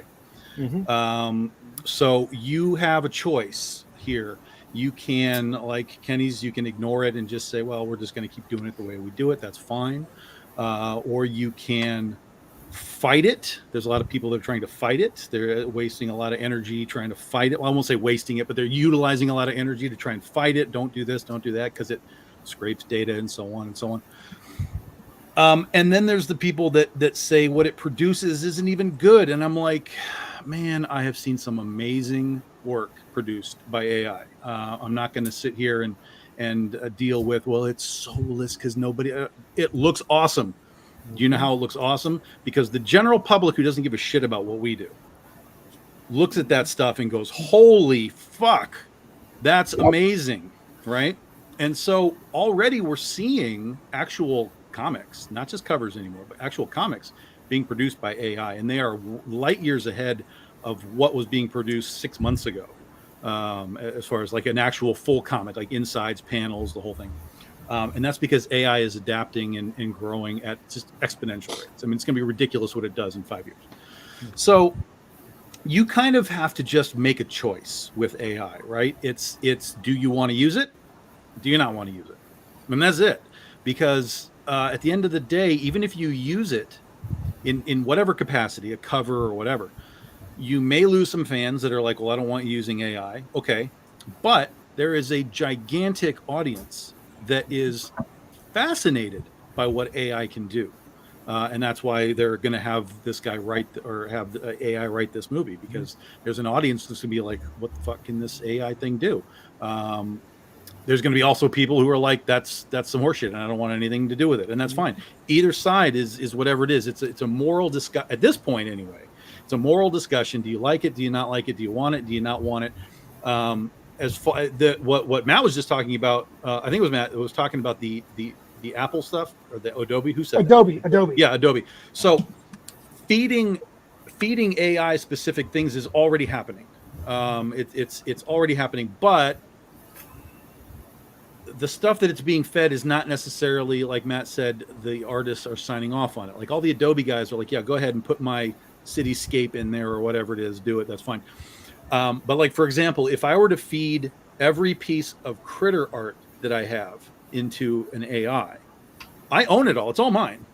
But I am now creating critter images based on all that stuff. I have still cut out the artists that got me to this point, right? So even though I'm using art that is mine, I have still cut out the people that got me to where I am. So there's still a weirdness to that. And there should be, because that's the weirdness part of this. I think that at some point, maybe as a some sort of a weird, God, what would be the term? Residual, right? Like I could just be like, hey, I know I've fed X artists into my thing for Critter, and if I do AI stuff, I could give everybody $50 just arbitrarily as a residual. Maybe there's something like that could happen and that would be a personal thing. That wouldn't be like Disney doing this crap or anything, but from a personal creative standpoint, I could be like, look, I fed in these 10 creators and I came up with these, 5 covers. I'm going to give all those 10 creators $50 and I'm going to do my thing. So there's a residual element. So they're getting paid, even though they're not getting paid what they would get paid for a new piece of art. Right. Mhm. So I think there's something there. I don't know that that's necessarily 100%.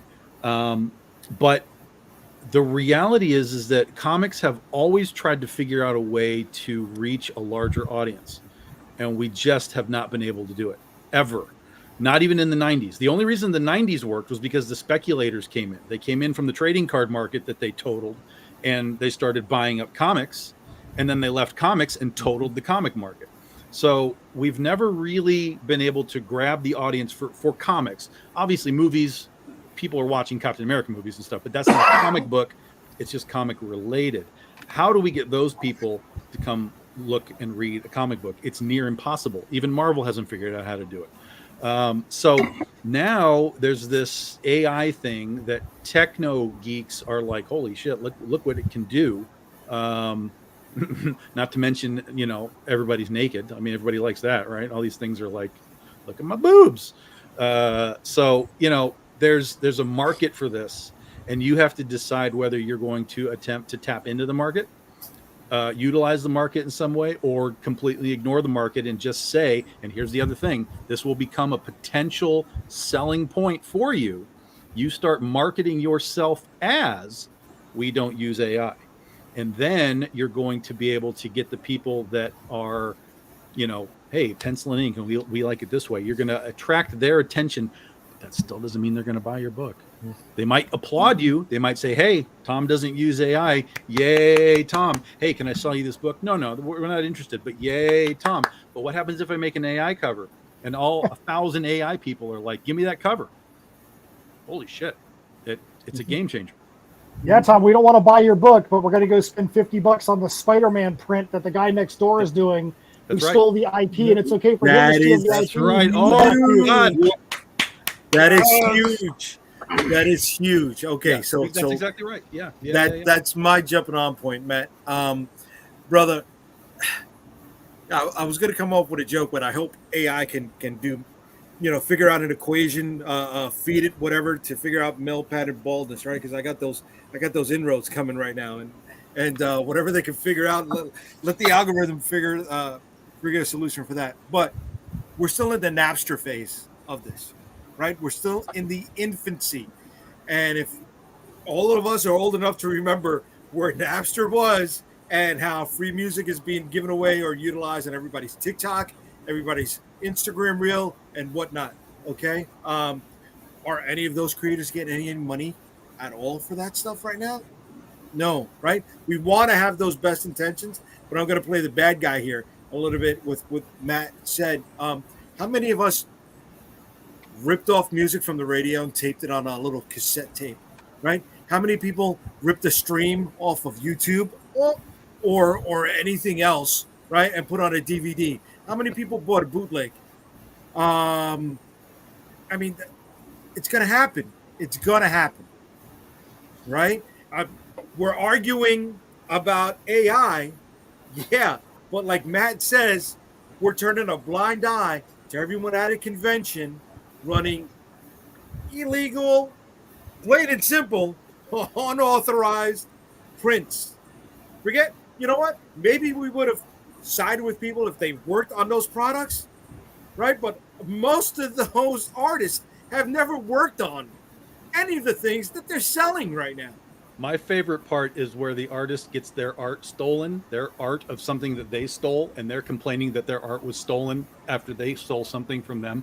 Like there's this chain of events that I'm like, are we really talking this hypocritical horseshit, guys? I understand that's your art, but that's also Batman that belongs to DC that you stole. Like, stop it. How many times have we seen indie creators? Okay, they've got their one book, but they got a Simpsons print, right? A Dragon Ball Z print, a Pokemon print, right? Well, come on, what are you doing? If you're on that path, you can't argue the AI scenario. You can't, because you've already placed your flag in the ground on what side of the road you're going to stand on.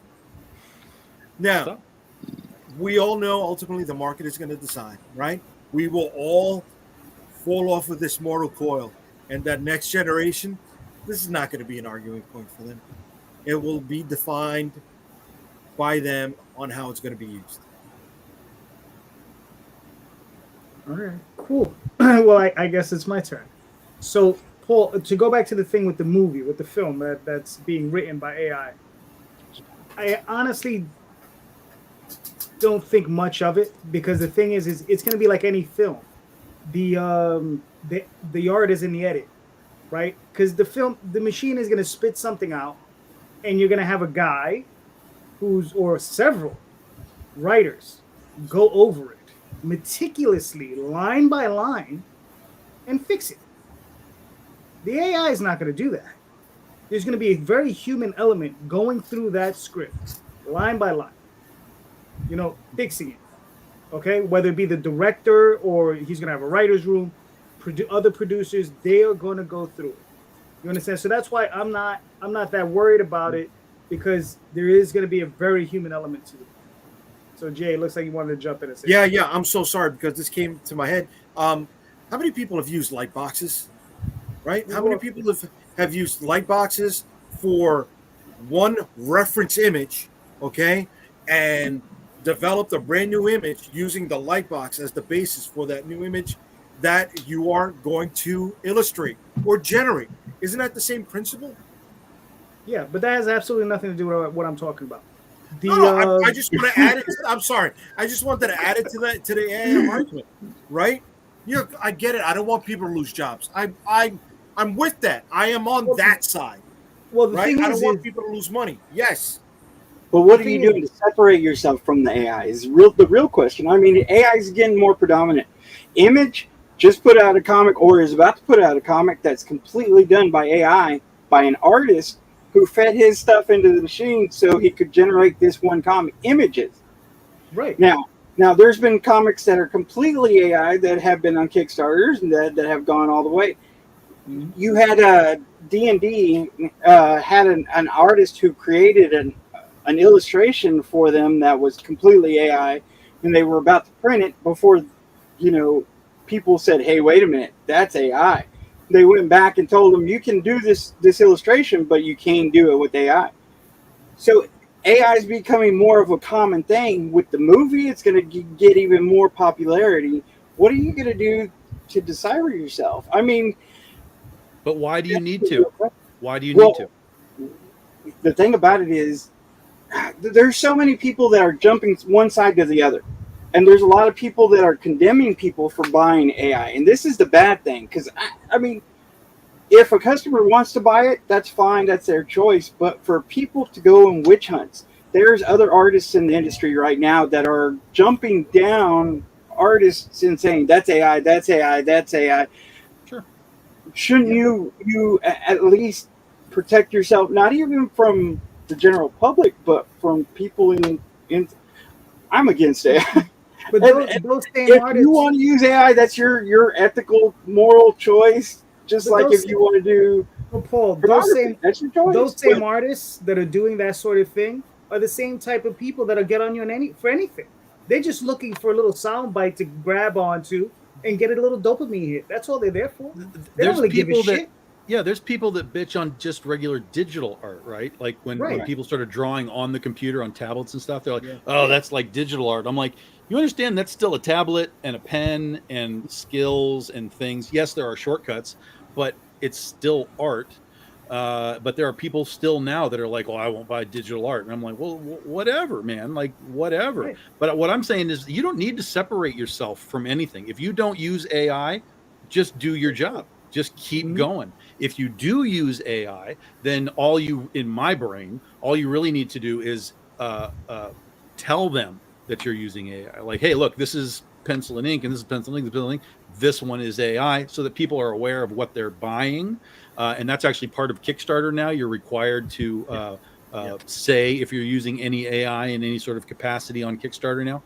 And they're fine with it. They don't care that it's there, but it's required that you tell the customer that it's there.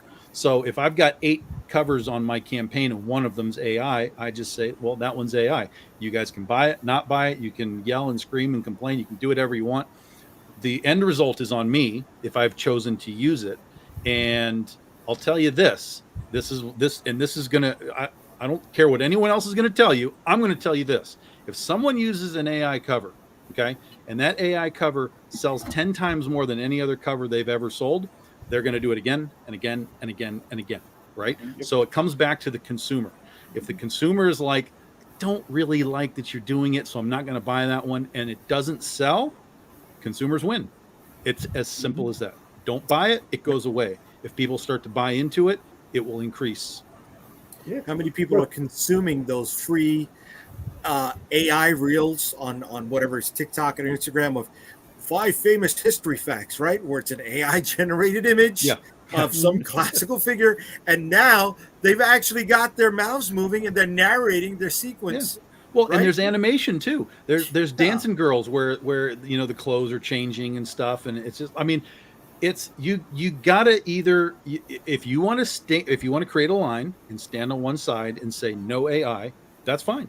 If you want to stand on the other side and say we're using AI, it's fine. Do it. In 10 years, this conversation that we're having right now is going to look stupid because AI is going to be so wildly different. We're going to be having a whole set of different arguments about it. Right? People still watch Secret Invasion, even though the opening was, AI generated.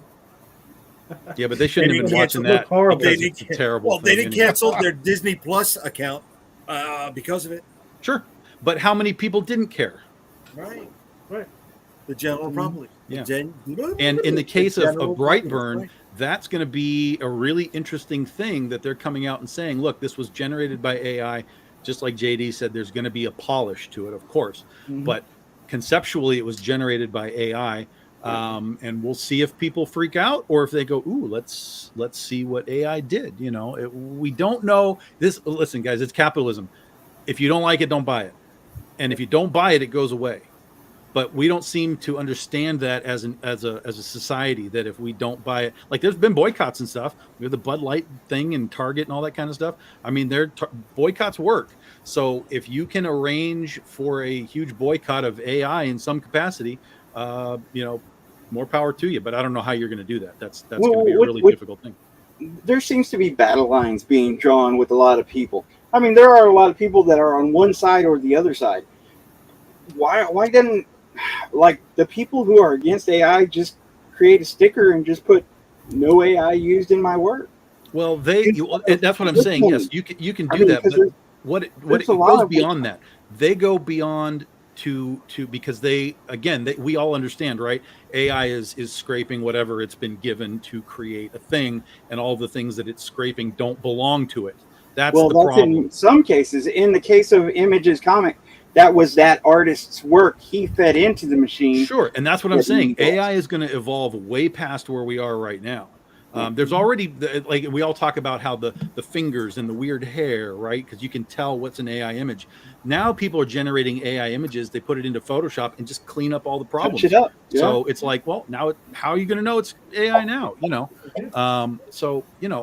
It's one of the things I'm looking out for. It probably won't happen for a few years, but the day when either DC or Marvel announced, we brought George Perez back from the dead, and we're going to start producing comics in his style, or Jack Kirby, or Gil Kane, or Wally Wood. Well, Hollywood's already talking about that. We're going to scan our actors, and James Earl Jones sold his voice to Disney so that they could have the Darth Vader forever.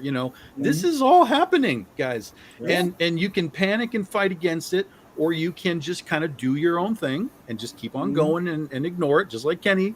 He's sitting over there like, I don't care. Go do your AI. I'm going to do my art. And I think the best thing to do is understand that it's coming. Understand it and 100%. Try to figure out how you're going to evolve with it. Sure. I think a lot of people are either against it and turn their blinders on saying, hey, this isn't me and you shouldn't do this, you shouldn't do that. And they expect everybody to jump on board with them. But AI is legal and it's going to be here, even though I don't use it and won't use it in any of my work. That's not to say that my competition isn't using it. Or, I went to a conference and the person next door to me was selling plenty of AI. I don't got a problem with that because that's their choice. But I want to make sure that I'm evolving with it in my way. I'll take you back about 5 years to the Comic-Con scene. People were taking existing art, Yes. putting it into, I don't know what they were putting it into, Photoshop or whatever, Yep. and doing these weird sort of, before the filters started happening, this was the original filters, like doing this weird spatter filter effect, right? Like, ooh, look at us, we're so cool. Here's a spatter Spider-Man. And people were just eating it up. It's nothing. It's not art. It's less than art. But the general public was like, holy crap. And now you've got things like Midjourney spitting out full body Supergirls that look amazing, and people are going to absorb it. Yeah. I've seen several of those guys banned from a number of conventions up here in the Northeast. Okay, but you know who they're not banning? They're not banning those guys that do 3D prints of the Buddhas with a stormtrooper helmet on them, right? Mm-hmm. I mean, how many tables of that do you see at a convention? But that could be held under what is that? Parody. It could be held out of parody, but somebody sculpted that image someplace else, right? And that file has now been passed on, right? At one point, we know that conventions were banning people from doing bootleg VHS TV series of things that happened in the 70s that we don't have a box collection of, right? It was all being incestuous and passed from hand to hand. I'm going to buy it from you because I'm going to do Okie Doke convention next week, and I'm going to have 40 prints of this. I mean, are you just still mad that they shut you down?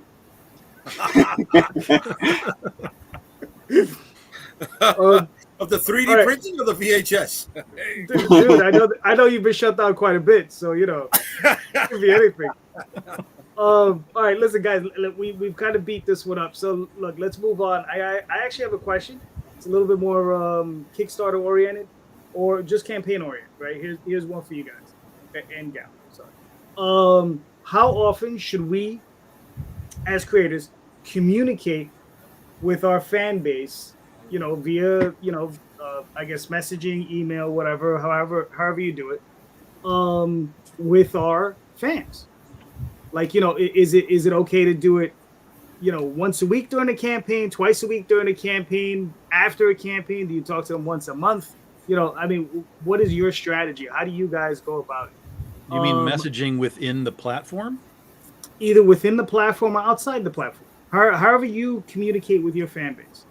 You understand? I'm talking about whether it be email blasts or you're going through. Right now, we're using a backer kit, or if you use that, whatever, however you plan, however you do it, right? So, John, what are your thoughts on it? If someone sends me a direct message, I try to reply as soon as I can. But for anything like crowdsourcing related. At the very least monthly, but preferably once or twice a week, that way people know you're legitimately working on your product. You're not just trying to take the money and take off. Because I understand people get backed up, health concerns come up, or life kicks you in the ass, something like that happens, but still you should be able to communicate with your fan bases. Without them, you wouldn't have the money to follow your dreams in the first place. Good. Nice. Cool. Matt, Steph, what are your thoughts? I think your question is, when you have a campaign going, what's the right amount so that way you're not under promoting or over promoting? Is that kind of the angle you're going here? Pretty much, yes. I think that question probably changes every single campaign, every week, every month, based on what the filters are that are out there, the suppression of Facebook messages and Facebook groups. You go back 6 months ago and Backer Kit launch had a much better penetration than it does now. Your campaign, your campaign updates. I can tell you right now, I have one email address that gets a lot of my campaign updates, and it's like 99% just campaign updates. It's white noise. So it's tough because you don't want to have your updates lost, but you don't want to become a part of that white noise. So I don't really know if there's a good answer to that, but I would say, as far as we're concerned, at least make sure that you're communicating information that isn't just the same thing. We've been having some fun over the last few days. Steph and her son bought a giant skeleton to have at her house just for the sake of doing it, because she does crazy crap like that. And so before she left California, she took a whole bunch of nonsense pictures with her and Ethel, who's our new intern.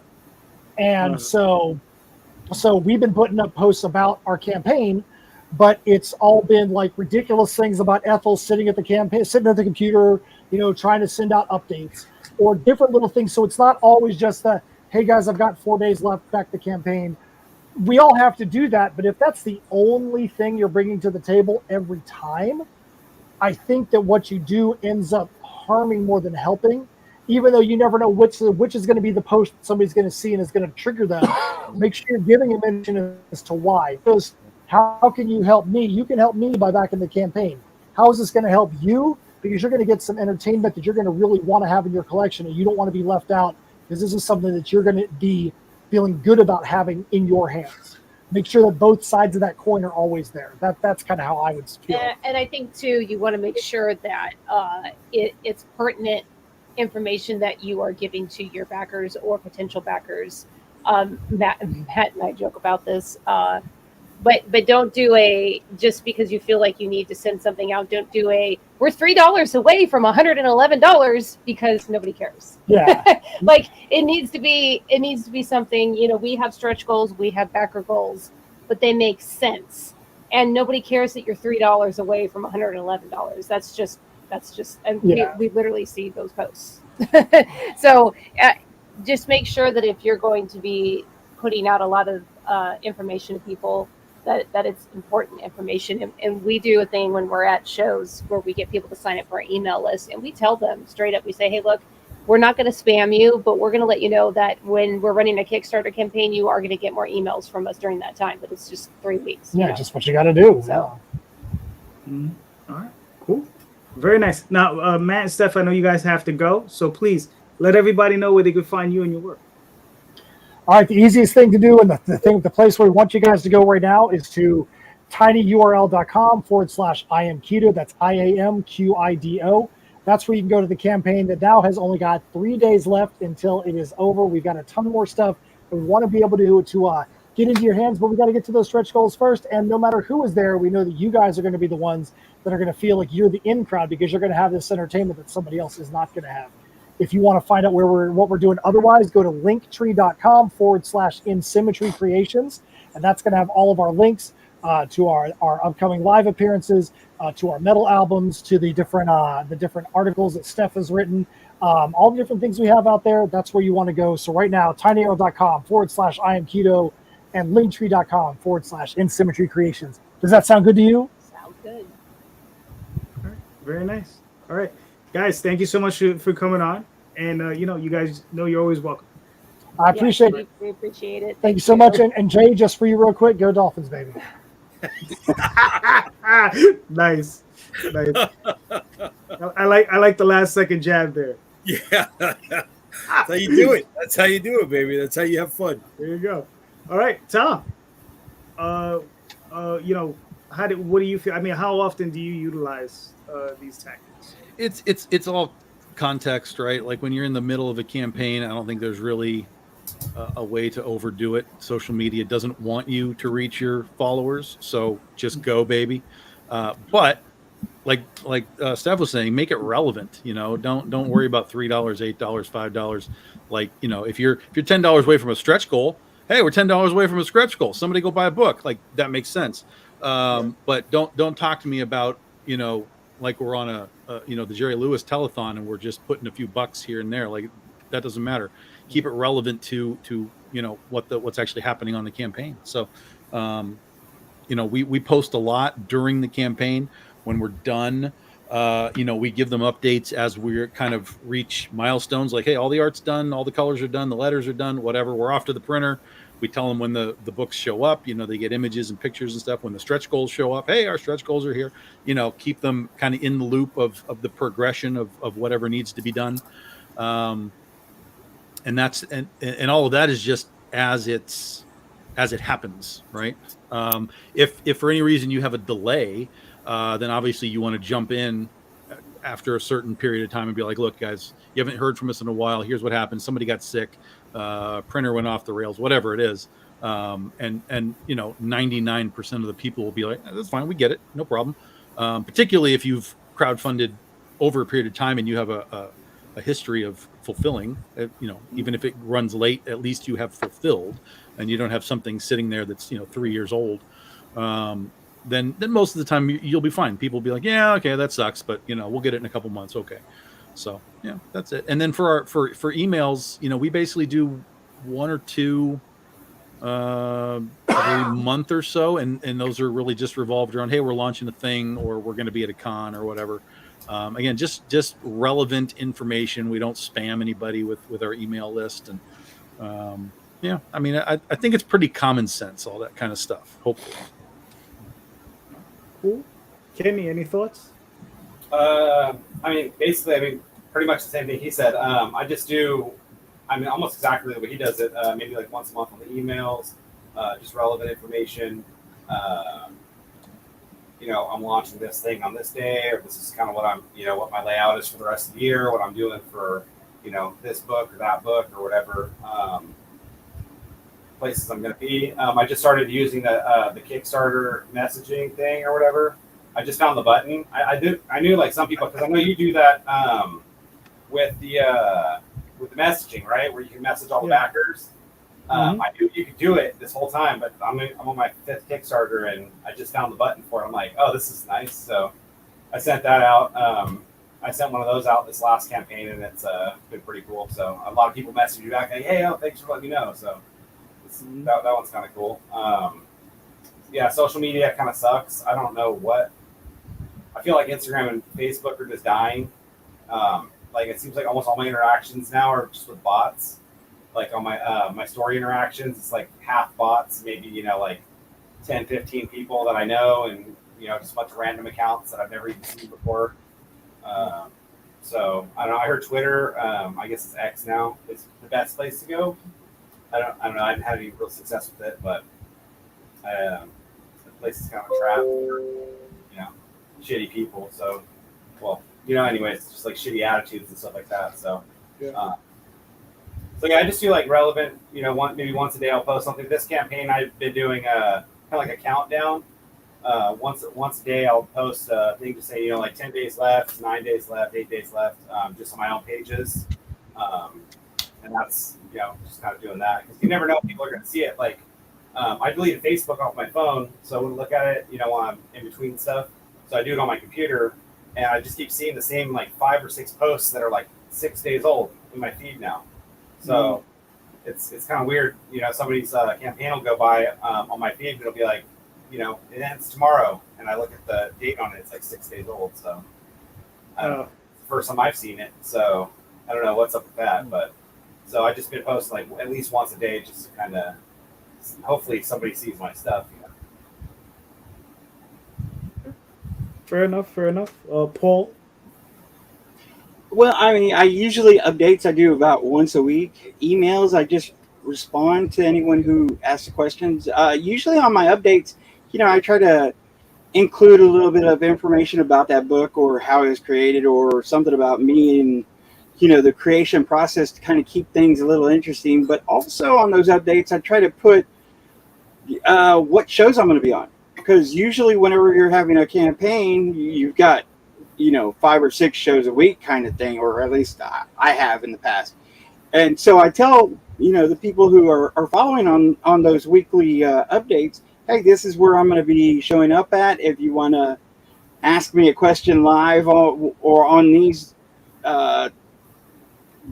shows, whenever I'm being hosted or whatever, or if you just want to send me a message, this is where you can contact me. I try not to send too many updates. Once a week. Maybe some of the milestones we hit goal. I got a secret cover coming out. Those are the only times I really send updates. Fair enough. Mr. Rosario? I'm trying to figure this whole shit out too, just like everybody else, dude. It's basically look at what we've made, look at what we're making, look at what we like. What do you like? Where are you going to be? What can we all do together? What are your thoughts? Right? Whether it's on an update on any of the social fucking platforms, which is another goddamn job, or the email list. And you got to do the email list because you're paying for it, right? That shit ain't free. So, use it or lose it. But then you don't want to lose.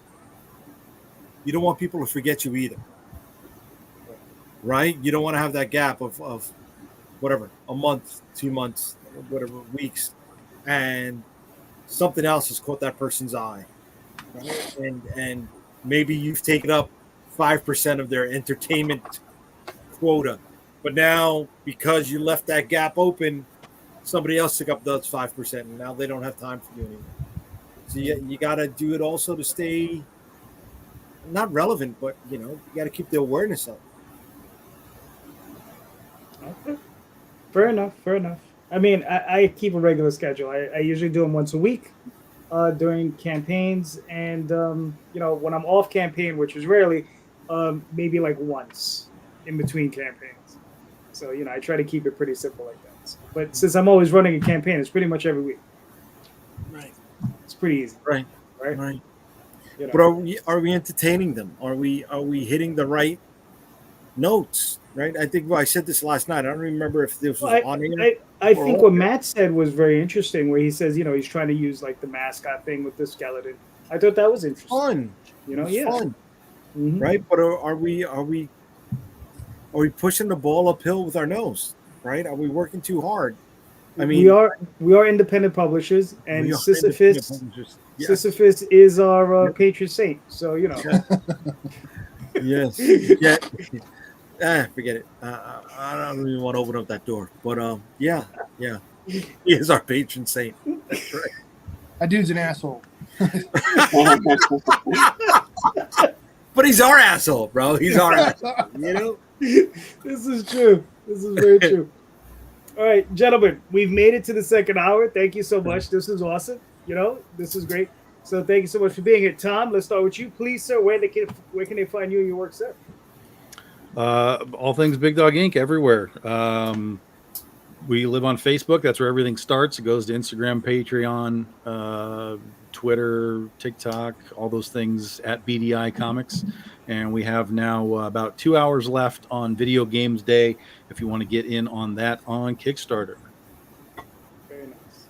Kenny, where can they find you and your work, sir? I'm at Kenny Aitken Art on pretty much all the platforms everywhere. I'm currently building a website. I don't know anything about it, so I'm just kind of learning it as I go. So maybe sometime next year I'll have that thing done. We'll see how it goes.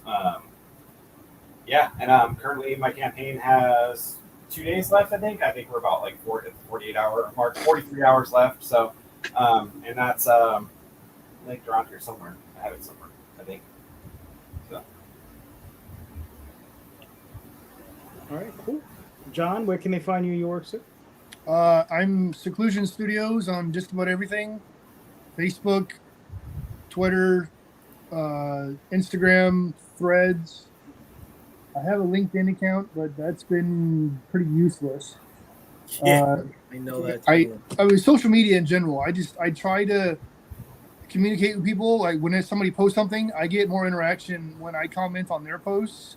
But when I post myself, I may as well be talking to myself half the time. Because I don't expect everyone to like what I'm doing. I would just settle for them acknowledging I said something at this point. Yes. Yes, we feel your pain, sir. We feel your pain. But yeah, I think it's Seclusion Studios on all the main social medias. Okay. All right, cool. Paul, where can I find you and your work, sir? Well, I'm Paul Gomez. You can find me anywhere, Paul Gomez 790. That's Facebook, Instagram, and Twitter. I'm usually on Facebook. I'm also on YouTube as well, Paul Gomez 790. If you have any creator questions of comic books, if you have any questions that I don't know, I will help find the answers. But most importantly, if you're even just having a bad day and want to drop a message, just to get out of that funk. That's, again, Paul Gomez 790, Facebook, Instagram, and Twitter. All Cool. Mr. JD, where can they find you, sir? UnstoppableComics.com. All roads for me lead to and from UnstoppableComics.com. You can find all the social media links there, as well as what we're doing next and what we've done and where we're going to be. Okay, cool. Very nice. So I'm JD Calderon. I'm the writer who created the Oswald Chronicles, Magi's Grace, Tall Tales, all kinds of other stuff. Currently on Kickstarter. Go check out the books and listen, everybody. Everybody's links are in the show notes. So you can click on those links, go pick up some independent comics. Everybody's here is doing some great work. So please go support independent comics. Support these creators, all of them, please. And just remember, buy more indie comics, especially ours. Have a good night, guys. Later. Guys, later. Thanks, everybody.